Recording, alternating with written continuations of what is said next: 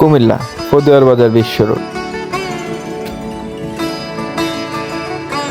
পদুয়ার বাজার বিশ্ব রোড মূলত ঢাকা চট্টগ্রাম মহাসড়কের অন্যতম গুরুত্বপূর্ণ একটি সংযোগস্থল। একে বলা হয় চট্টগ্রামের প্রবেশদ্বার। ব্রিটিশ আমল থেকে ট্রাক রোড হিসাবে এই রাস্তার গুরুত্ব ছিল, যা পরবর্তীতে আধুনিক মহাসড়কে রূপান্তর করা হয়েছে। এই মোড়টি দিয়ে শুধু চট্টগ্রাম নয়, বরং নোয়াখালী, চাঁদপুর এবং লক্ষ্মীপুর জেলার যানবাহন চলাচল করে।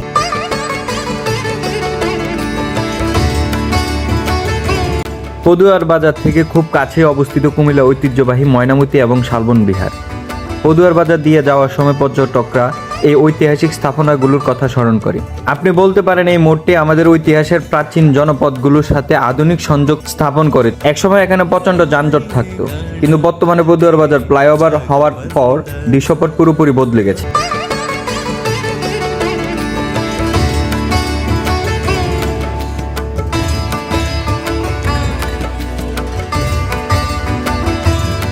কথিত আছে এই এলাকাটি আগে বিশাল একটি বিল বা জলাশয় ছিল, যেখানে প্রচুর পদ্ম ফুল ফুটত।